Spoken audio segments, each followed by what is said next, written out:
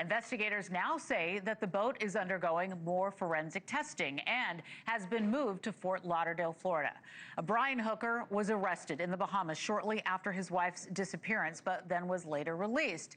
And he has not been charged with a crime. He maintains his innocence in her disappearance. Joining me now to discuss where this case stands right now, former New York homicide prosecutor and criminal defense attorney Julie Rendelman, here on Investigation Nation, a special segment that we have featuring crime stories. Thank you so much for being here, Julie.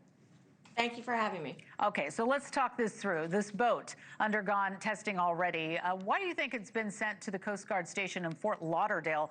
We know it's been moved around quite a bit. Our Brian Enton has done some excellent reporting on the movements of it. So now it's in Fort Lauderdale. What happens next, in your opinion? Well, first of all, I think that they're making it very clear that this is now a U.S. investigation, not a Bahamian investigation. And I think by moving it, they show that they have complete control over this investigation.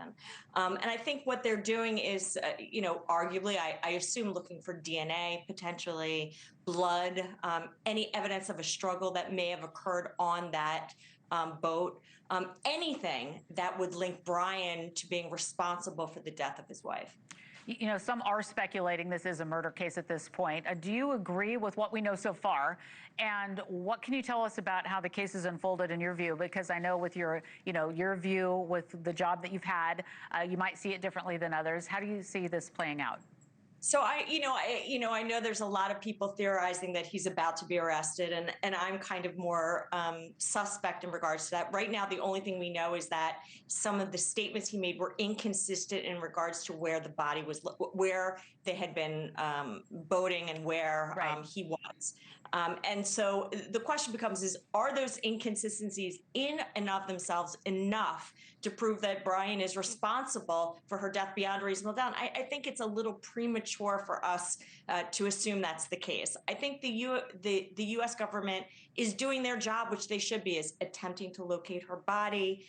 If they're able to find her body, what is the cause of death? Because remember, that's probably the biggest issue that we'd be dealing with. But I think it's a bit premature for people to assume that because they are investigating this as a possible homicide case, that means that Brian Hooker is going to be arrested and charged with murder. Yeah, it's interesting to watch. And a source told NewsNation that Brian Hooker's story didn't add up with the GPS data that was gathered by investigators. And of course, so often when we're talking about possible crime scenes, we always talk about DNA and blood, to your point. But, there's also this other intelligence that's being gathered as well, and the GPS tracking. So that's something that's being looked at. And also, we had on last night on Jesse Weber's show, one of Lynette Hooker's neighbors who has cameras, and she was talking about, this family was talking about movements that they saw the couple around the house before this trip took place. And now the FBI is involved. So there's a lot of moving parts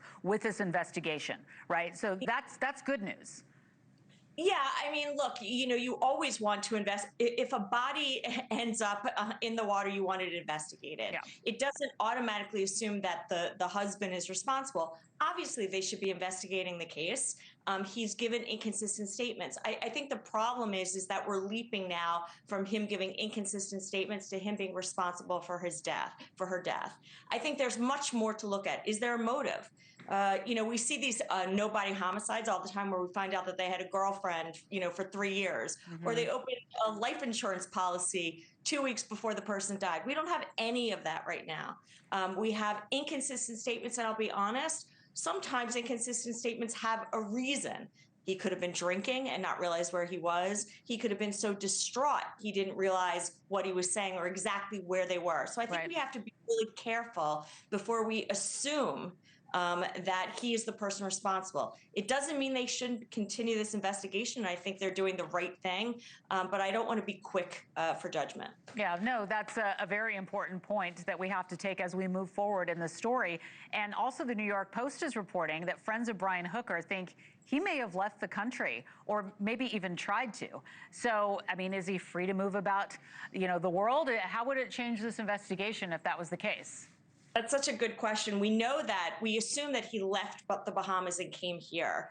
I am guessing that law enforcement is on his tail. So I'm guessing that he has not left the country. And so I think that there's a lot of things we may not know that are going on. But your argument is correct. Is he free to leave? He is not arrested. There is no probable cause to arrest him at this time. So arguably, could he have a right to leave the country? Yes. All right, we're going to continue to follow this one. Former New York homicide prosecutor Julie Rendelman on Investigation Nation for us. Thank you very much. Appreciate you. Thank you for watching. Subscribe below and download our NewsNation app right now on your phone, and you will get fact-based, unbiased news for all Americans.